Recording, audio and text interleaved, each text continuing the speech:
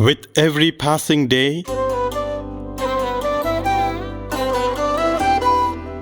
hundreds and thousands came to him. His home became a mandir with a moving and loving, smiling and playful deity.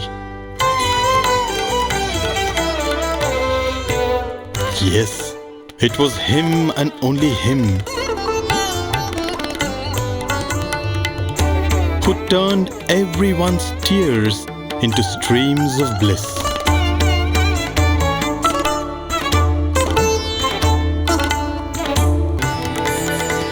As the bud blossomed to reveal 1,000 petals,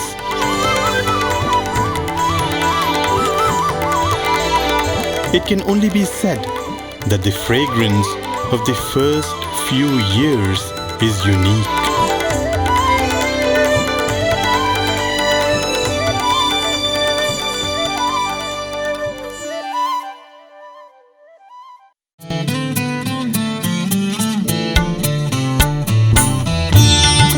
The devotees who used to come those days, they describe in general Swami's birthday celebrations of that time. How it used to happen is, first early in the morning they would go to Swami's house where Mother Ishwaramma and Peddavai Venkam Raju used to stay. Swami used to call it, of course, the Puttina Illu, the house where I was born. So they would go in a procession to this house and they would garland Mother Ishwaramma and Swami's father. They would give them new clothes. And after they get ready, they would get them in a procession to Mandir. And in Mandir, Swami would be seated. And Swami would be ready for what we refer to as the anointment ceremony, where Swami would be seated on an elevated pedestal. And Swami's parents, Mother Ishwaramma and Venkappa Raju, would go up. They would take sandal paste, apply it on Swami's feet, apply it on Swami's forehead, put kumkum on Swami's forehead. They would dip a flower in sandal oil and anoint Swami's hair 3 times.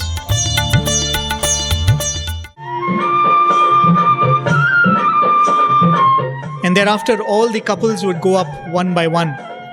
They would anoint Swami, they would garland Swami, they would worship Swami's feet.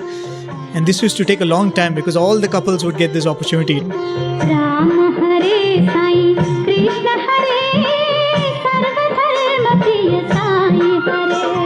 Ram Hare Sai, Krishna Hare, Sarva Dharma Priya Sai Hare. Ram Hare Sai, Krishna Hare, Sarva Dharma Priya Sai Hare. Ram Hare Sai, Krishna Hare. At the end of it, Swami would be filled with garlands, and after that Swami would go for his bath, and Swami would come in a fresh robe looking like a fresh flower. He would come and the birthday festivities would begin. Of course, in the early years it was nothing but bhajans, right? Ridiculous of me to say nothing but bhajans. What more do you need with Swami sitting in front of you and the ability to sing such songs for him? The birthday festivities would go on like this. And the devotees would recall that, by then Swami was visiting so many of these royal families. So all the members of the royal family would be sitting in the gathering like everybody else. Swami would give them no special attention. They will all be seated in the hall. I still recall one of our staff members who works in the administrative block. He used to say, the first time when he came and joined in our university, he came as a young graduate, he had just finished his BA and he applied for the job. He came here, he had no idea about Swami. He came and sat in the portico and he turned this side and next to him was Mr. Atal Bihari Vajpayee. He was the former Prime Minister, Bharat Ratna, great devotee of Swami. So he was sitting next to him in the portico. And what was interesting was, just about a month before he joined Swami's college, Mr. Atal Bihari Vajpayee had a huge rally where thousands and thousands of people had participated, and he was one of the people, supporters of Mr. Vajpayee, who was in the crowd shouting Vajpayee's name. And as a young boy, he thought, my God, I've got Swami and here is Mr. Vajpayee sitting next to me. I was nobody in the gathering which he was leading, and today he's sitting next to me. So that is what happens in Swami's presence. Everybody becomes equal, right? So all of these people, the ordinary folk of Puttaparthi, the villagers, the simple devotees, probably the cobblers and the weavers whom Swami would visit, all of them seated, the royalty were also seated. So this devotee, Balapatabi, he notices that, as he's sitting in the gathering, all these rich people, they're all talking. There are no amenities in this place. How Swami is staying here? And they all talk, we should build a nice mandir for Swami, with lot of facilities where Swami can live comfortably. So Mr. Patabi is very happy hearing this, because he knows that these are all people, each one can build one mandir. They don't have to come together and build. So he thinks that even if one person is going to build, Swami would have such a great mandir. So later that evening, he is in Swami's presence. Swami is probably sitting and relaxing, and he is fanning Swami. And even as he's fanning, he's thinking, what inconvenience for Swami. As we said, it used to be so warm. Imagine the number of garlands on Swami. Swami used to be soaked with sweat. And Swami would be walking around with that. Swami would not reduce his activities one bit. Balapatabi was thinking that, how wonderful it would be as these rich people were talking if they build a nice mandir for Swami and Swami has more amenities. He's just thinking and he's fanning, and Swami starts laughing. They are going to build for me. And Mr. Patabi says that most of those people never came back after that. But Swami never asked. But when devotees came together and built a mandir for him, he accepted it.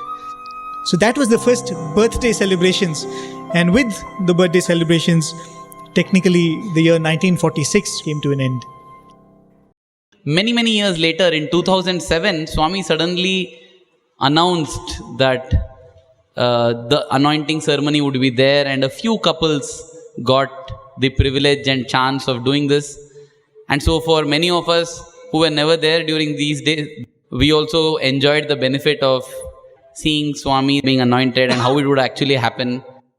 The next festival that came was Shivratri, and now we are into 1947.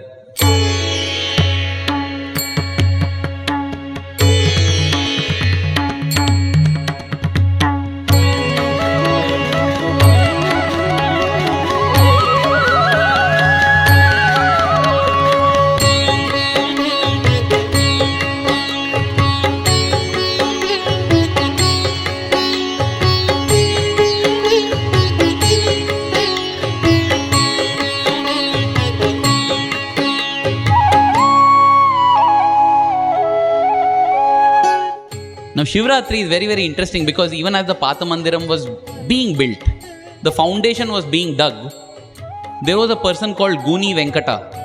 Guni meaning hunchback.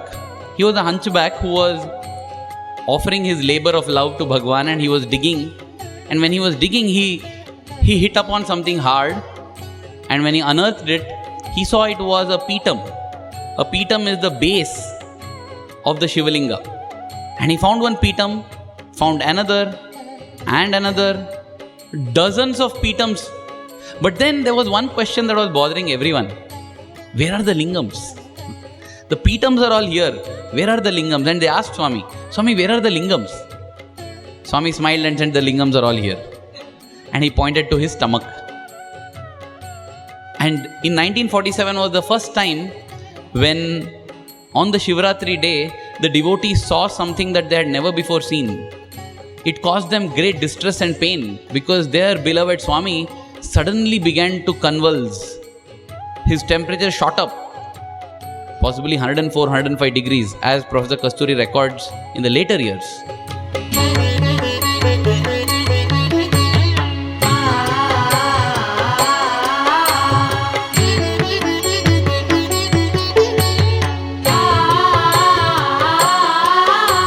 Swami did the Lingodbhavam for the first time in 1947, and from his stomach came the Atmalinga.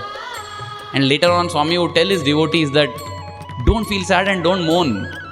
You don't mourn when a mother gives birth to a child. There is a lot of birthing pain. And for many years, Swami did, and not just one lingam, multiple lingams. Some years, 9, 11 lingams were manifested from Bhagwan, and he gave it to different devotees who cherish them and treasure them even to this day. Again, this was another thing that Bhagwan stopped, because there was a lot of stampeding in the mandir, and they would rush to witness this, and Many devotees were getting injured.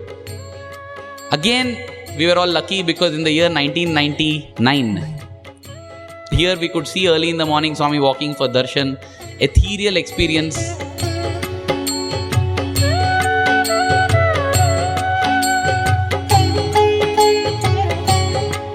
And Swami sits on the chair and Swami again began to get these spasmodic moments.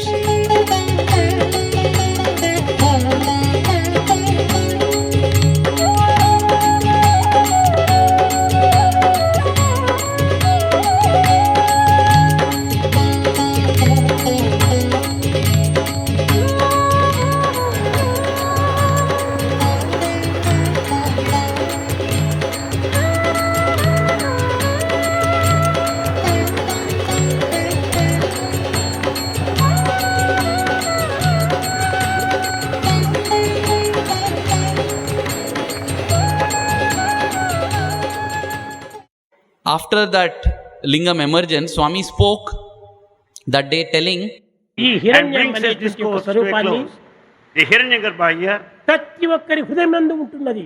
this Hiranyagarbha that Bhagavan is showing to us is present in everyone. ఇది ప్రతి ఒక్కరి కుడి భాగం నందు ఉంటున్నది. It is present on the right side of everybody. కేవలం ఈ దేహం నుండి మాత్రమే వచ్చింది కాదు. It's not the one that has originated of this అయితే body, ఇది దేహమంతా వ్యాపించి ఉంటుండాలి.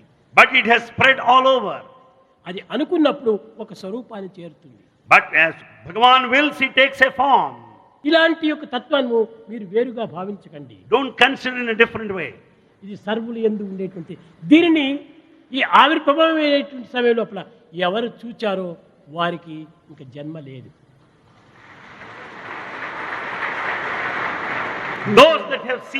Those that have seen this Hiranyagarbha coming, origin of it, will not have birth again. వచ్చే సమయంలో దీని యొక్క ఆకారం చూడాలి. You must have seen as it has come, the form. that all those who have seen the lingam emerge from the mouth till it came into my hand, they will have no more births. So, we would go around talking to each other. You saw? No, for you have to come back again.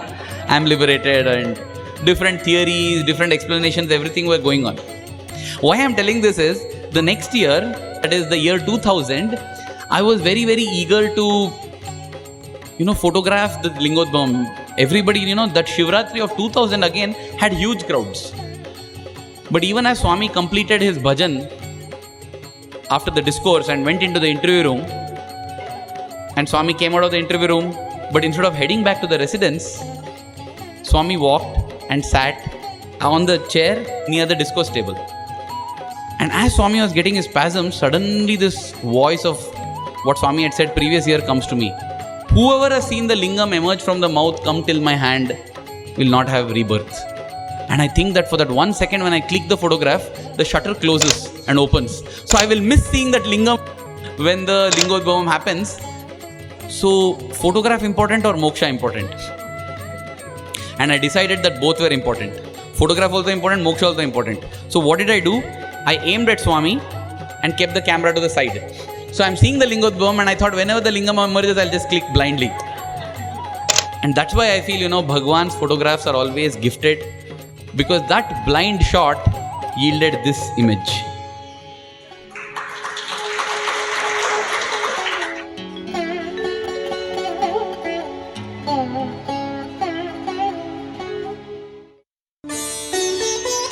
An interesting event happened at Radio Sai. Some of you who regularly come for these Satsang Hall talks will know Mr. Suresh Rao. He is one of our senior members of the Radio Sai team. One night he has a dream in which Swami comes and Swami tells him, "Tomorrow I am coming to Radio Sai." And that's it. And he wakes up in the morning, he says, "What is this dream?" Swami saying, "I'm coming to Radio Sai tomorrow." He doesn't tell this to any of us. And the next day, one of his good friends comes to meet him. Is, I think, a former colleague of his and also a devotee of Swami who has been involved in Swami's works. So this person comes and tells Mr. Suresh Rao, "I wanted to give you something, not to you, I wanted to give Radio Sai something." And what he hands to him is what we're going to talk about now. the letter that Swami wrote in the year 1947 to his brother.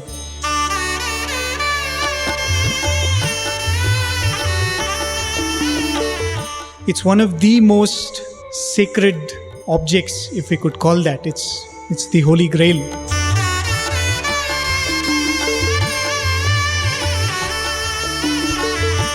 Because that's how important this letter is. In the year 1947, we've been speaking about Swami's the last 3 years. You can imagine what Vaibhavam was there. That's the only word you can use. What festivity was around Swami, what kind of love and adoration was around Swami. Swami's elder brother was observing all of this, Seshamaraju. He had a lot of love for Swami, and he found Swami to be so intelligent, so talented. So he was hoping that Swami would have a phenomenal career in the government. Can you imagine Swami sitting in a government desk as a clerk and doing some work? Because that's what he thought. This boy is going to be the light of our family.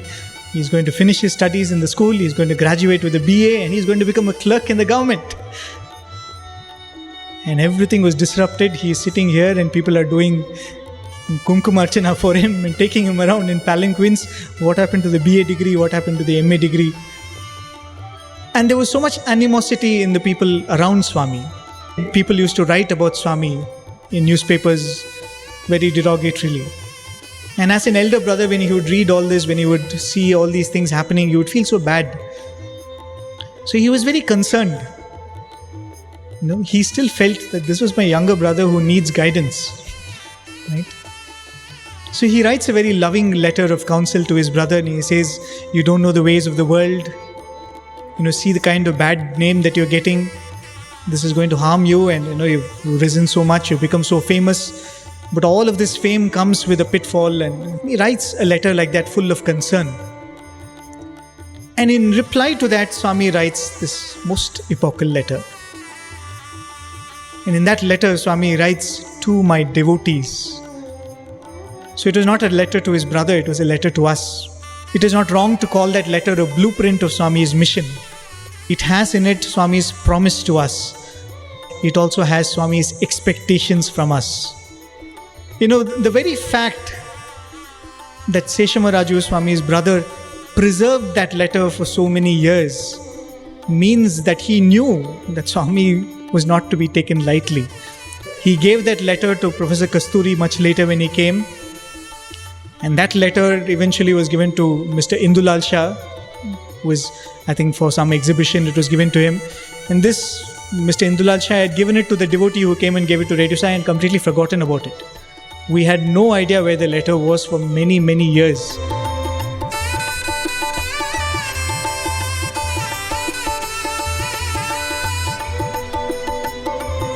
When Swami inaugurated Radio Sai, Brother Sai Prakash, who was there at that time, says that when Swami looked around all the facilities, Swami said, all that is important about Swami will come here. Anni ikkada vastayi, Swami said, everything will come here. And literally like that, Swami comes in Suresh Rao sir's dream and says, I'm coming to you tomorrow. And that letter came and it has been duly preserved. The next few minutes, we want to read the translation of that letter. I'm sure it will fill us with so much joy and so much awe even as we do that. The letter is a 5-page letter. This is a page 1, behind it, the next page, behind it, and the final page. Swami wrote this on the 25th of May 1947. Swami writes, to devotees, dear one, received your letter. Love and devotion was full to its brim, overflowing like a river in spate. It is not possible for people to understand the hearts of jnanis, yogis, jogis or bhogis. Jnanis are elevated people, the wise ones, realized souls. Yogis are those who practice yoga. Jogis are the wandering mendicants. Swami also includes bhogis. People can't understand bhogis also. Bhogis are those who are filled with desire. That's why Swami says there are two kinds of mad people in this world. God mad people and world mad people. Both are mad. But Swami says, of all the madnesses that afflict man, God madness is the least harmful and the most beneficial. And then Swami goes on, people talk and do what they like. However, as long as we have perseverance, character and wisdom, nothing adverse will happen to us. People pelt stones only on fruit-laden trees. Wherever there is good, there is bad. Wherever there is bad, there remains a trace of good. This is a must. There is no world without this dichotomy. It is ignorance that throws people into the spell of Krodha, Moha, Mada, Andhakara, the darkness of arrogance. People write things about which they have no knowledge. They write out of jealousy. The wise will never speak in such manner. It is not good for us to go by the words of ignorant people. Satya will always emerge victorious. Untruth will never succeed. But then why do we see untruth succeeding so much in the world? We see the cheats getting away with their cheating. We see all this happening. Swami answers it in the next statement. Swami says, even if untruth enjoys success, it is temporary. It will evaporate with the blossoming of truth. It is not good for Mahatmas to be elated when they are praised and feel let down when they are criticized. Nowhere has it been prescribed as to what sort of discipline or code of conduct should Mahatmas follow. More important than anything else are Sat Pravartana, righteous conduct, and Sat Buddhi. You too should never give yourself to such ideas. Mahatmas will never feel elated when praised or shrink when they are ignored. 2 times in the same letter. Many times when Swami has spoken to different teachers, different students, different spiritual aspirants, Swami has said that the only true devotion is Sukha Dukkhe Same Kritva, equanimity in the face of troubles or joys. If you are equanimous alone, are you a devotee? Otherwise, it's not devotion at all. Anything else you may do. If you don't have equanimity, you are not a devotee. That is how Swami says. No wonder that within a space of 4 sentences, Swami has said it twice that Mahatmas will never get elated when praised or shrink when they are ignored. Then Swami continues, but there are such yogis who revel in palm wine, opium, and intoxicating drinks prepared from the ganja plant. And there are those who eat to the full without even leaving a little space, and they fill themselves with meat. Preaching that there is no death to Jiva and there is no Jiva Himsa as such, the so-called great slit the throats of innocent animals. Dead drunk at night, they declare that Vedantic scriptures are useless. And then the final line Swami writes, you need not worry that I will be spoilt in such a manner. I am not those who use spirituality as a means to get to the world. There are 2 kinds of people. One kind who use everything in the world to get to God. The other kind use spirituality and God to get to everything in the world. It's for us to ponder which category we fall into.